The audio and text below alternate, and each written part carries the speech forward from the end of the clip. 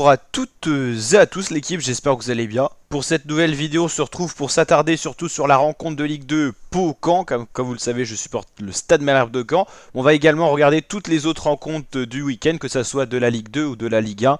Donc c'est parti pour cette vidéo. On va commencer donc par le match Pau-Caen.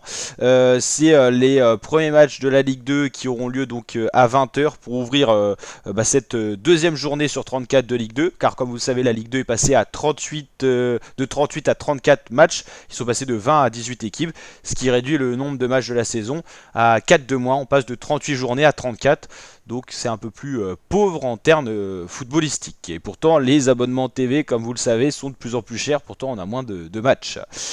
On aura donc pour ouvrir cette journée 7 rencontres simultanées à 20h. On aura également un Lorient-Grenoble samedi à 14h30 et lundi Red Star Ajaccio. Donc en tout 3 journées différentes pour la diffusion de cette Ligue 2 qui est intégralement diffusée sur Beansport. Pau-Caen, donc ça sera en même temps que Rodez-Metz, Metz qui est descendu de Ligue 1 à Ligue 2 pour cette saison. Annecy-Martigues, le FC Martigues qui a lourdement perdu la semaine dernière, qui va essayer de se relever, équipe qui est passée de National à Ligue 2, donc et ils sont montés à un cran supérieur. Enfin lourdement perdu, non, ils ont perdu que 1-0 face aux anciens de la Ligue 1 Lorient. Paris-Dunkerque, le Paris FC qui avait justement battu le SM Caen 2-0.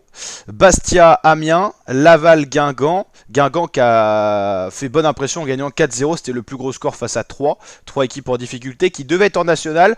Mais vu que Bordeaux, au niveau du budget relégué en national, 3 a eu son ticket, vu que c'était l'équipe la mieux placée de l'an dernier en descendant en national, qui finalement reste en Ligue 2, mais ils ont souffert.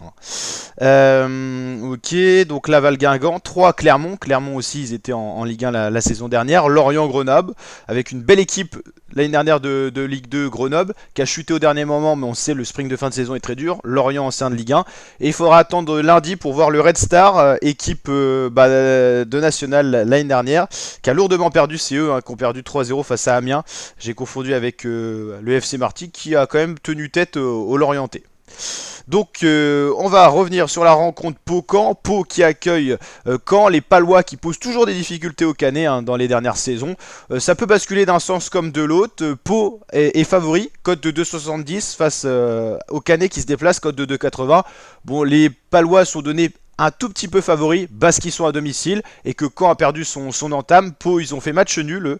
On voit même pas face à qui, ça s'affiche pas. Bon, on peut retrouver ça assez facilement. Les Palois, ils ont fait match nul de partout face à Clermont, ce qui est pas un mauvais résultat. Ils ont concédé un rouge, mais c'était dans les toutes dernières minutes. Mais voilà, ils ont joué face à une ancienne équipe de Ligue 1 qui a souffert l'an dernier, Clermont, mais qui est quand même normalement d'un championnat au-dessus. Donc les Palois sur les 5 derniers matchs, aucune victoire.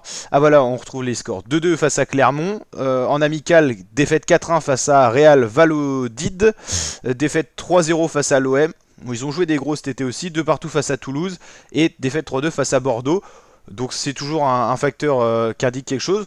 Caen, c'est pareil, cet été, les matchs amicaux de préparation étaient catastrophiques. Il y a quand même une victoire, mais c'était face à un tout petit club.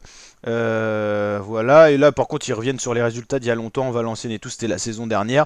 Mais les matchs amicaux, en tout cas, ça a été une catastrophe. Il n'y en a eu que un, le dernier face au FC Versailles, qui a été remporté. Et puis défaite à l'entame, c'est jamais bon. Caen qui avait l'habitude pourtant de bien débuter ses saisons de Ligue 2, même s'il finissait pas forcément fort. Attention cette année parce qu'il déroge à la règle et c'est jamais bien de commencer par une défaite, sachant que normalement la préparation physique des Canets leur permet de bien débuter la Ligue 2, mais cette année c'est vrai qu'ils sont perturbés. Alexandre Mendy, qui était le meilleur buteur de Ligue 2 de l'an dernier, qui appartenait au Stade Malherbe de Caen, appartient toujours au Stade Malherbe, mais il veut partir vers Sunderland, donc sachant qu'il ne joue plus, on n'a plus ce point fort offensif qui a été quand même le meilleur buteur de Ligue 2 et qui a marqué peut-être les 3/4 des buts de Malherbe. Donc sachant que ce joueur-là ne joue plus, qu'on a peu eu de mercato. Mbappé a racheté le club, mais pour l'instant on n'a que 2 arrivées contre beaucoup de départs et beaucoup de joueurs qui veulent encore partir, ce qui fait que l'effectif n'est pas encore très soudé. Même si on a un bon entraîneur, un ancien Canet d'ailleurs, Nicolas Seub, c'est très difficile de configurer une équipe dans cette situation-là. On est en train de perdre notre meilleur buteur qui va normalement s'en aller, mais c'est pas sûr parce qu'il était un peu bloqué par le club. Il y a eu beaucoup de discussions. Le mercato s'arrête le 31 août, mais pour l'instant il est toujours là, mais en même temps il joue pas. Donc c'est très problématique. Et les 2 nouvelles arrivées sont quand même 2 belles arrivées, notamment le fait que le clan Mbappé est devenu investisseur du Stade Malherbe à 80% a permis aussi quand même de belles arrivées.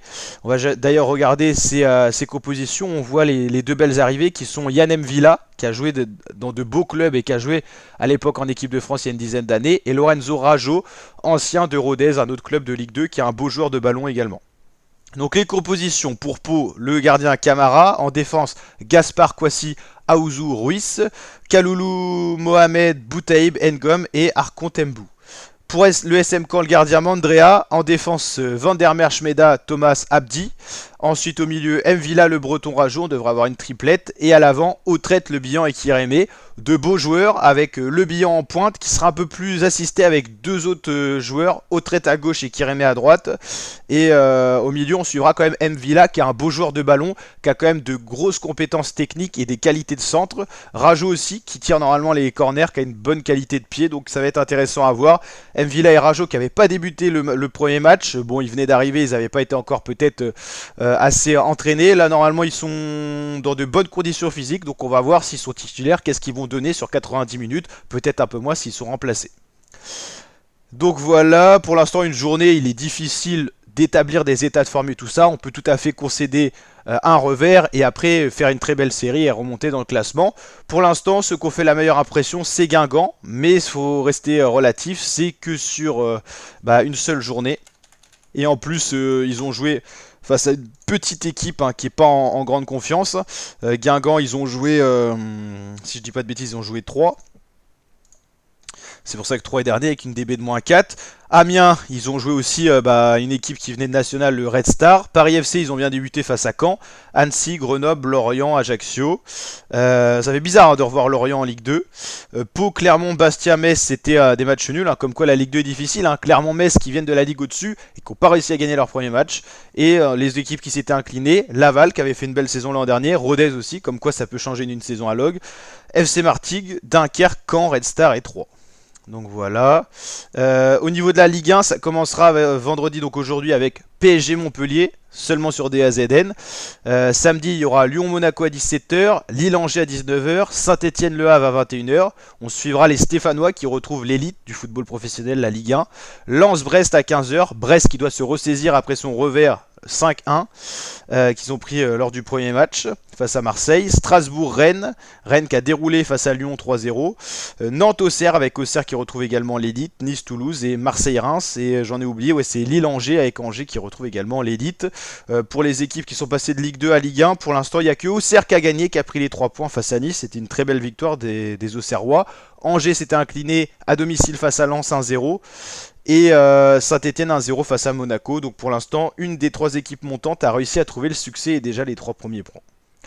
Voilà, n'hésitez pas à liker la vidéo si elle vous a plu, vous abonner, activer la cloche. Et je vous dis à très bientôt l'équipe pour de prochaines vidéos. Ciao ciao les fratés.